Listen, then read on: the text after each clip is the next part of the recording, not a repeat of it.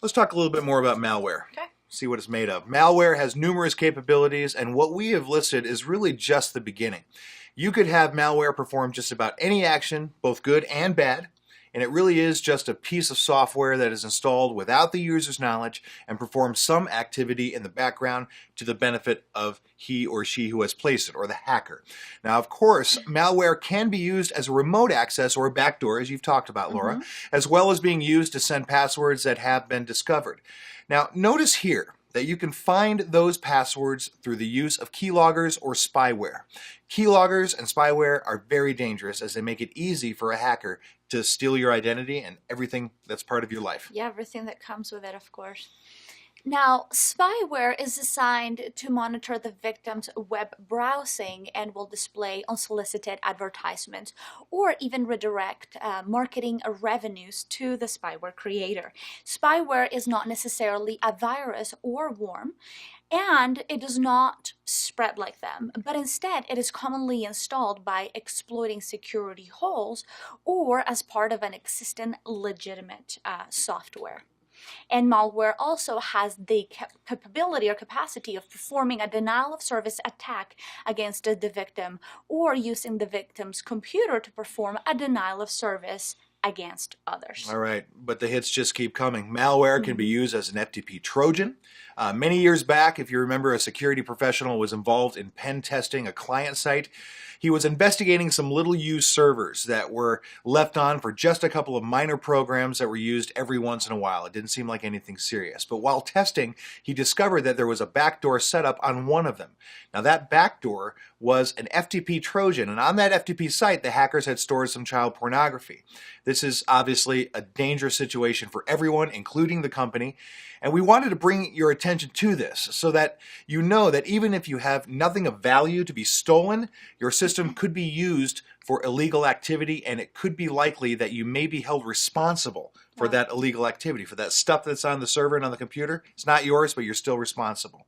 In this particular case, the pen tester was able to help prove forensically that the child pornography was placed there by hackers rather than by one of the administrators or owners of the business, so that one had a happy ending.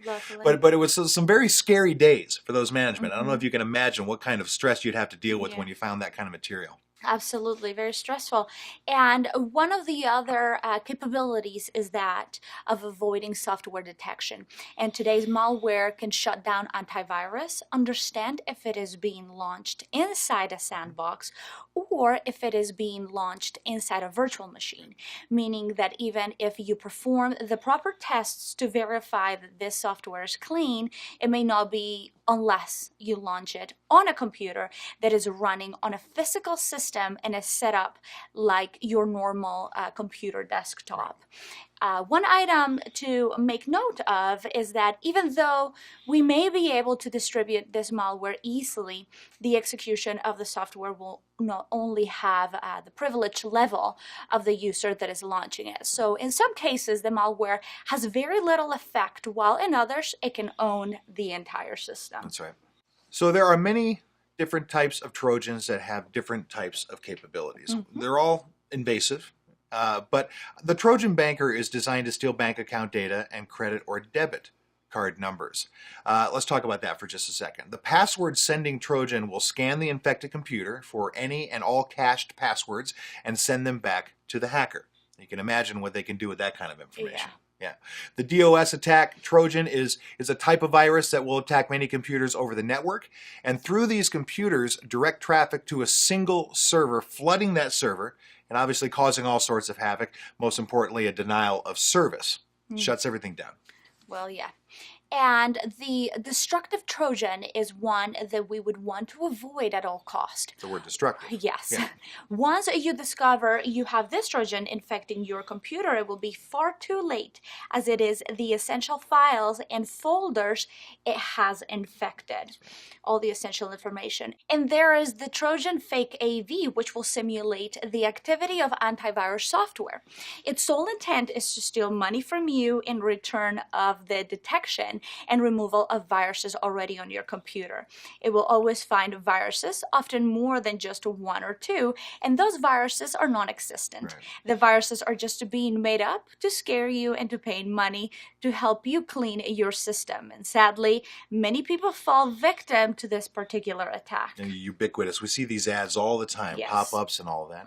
The Trojan Game Thief is one that many gamers hate. Game thief, right? Its sole intent is to steal user account information from online gamers. Now, as you may know, gamers often have credit card information included in some of their accounts, and those accounts are worth a considerable amount if the gamer has invested enough time and energy to take the players to a higher level or to acquire some kind of rare artifact, something that can help them play the game a little better. Yeah. Right?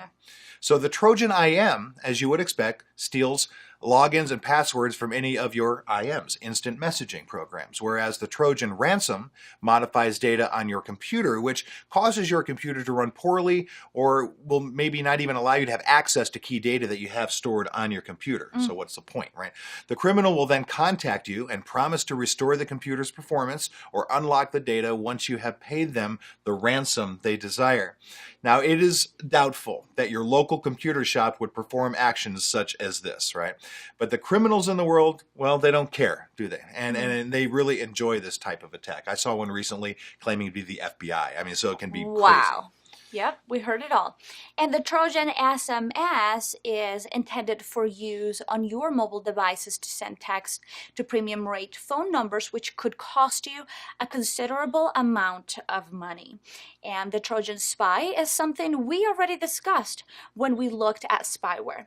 Now remember, this can track the data you enter on the keyboard, or it can take screenshots, get a list of running applications, and monitor your web activities. Wow. So scary out Yes. there. I mean, it's like having somebody looking over your shoulder. Correct. Now, next we have the Trojan that attempts to harvest email addresses from your computer to be used later for various activities such as attempting to attack email accounts or simply selling the email addresses to marketing companies. And who will want that, right? We're bombarded with marketing already.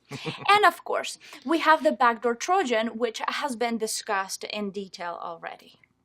All right, so let's move on. In order for malware to continue running, it has to start up every time the system boots up, right, Laura? Yes. So to do this, it registers itself as a legitimate startup program within the registry. Looks good. Previously in Windows XP, malware could simply infect files like the AutoExec System INI or WinINI in order to maintain a startup when the system boots up. Now, in almost any Windows system, you can also check the run and run once registry keys within the operating system. Windows 7 and 8, which includes 2003, 2008, 2012 servers, you would need to check many different areas of the registry. Now, you can see each of them listed right here.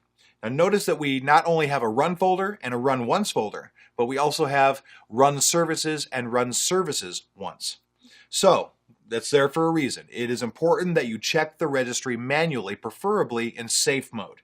It is more likely that you will be able to find a culprit in the registry with a manual inspection. All right.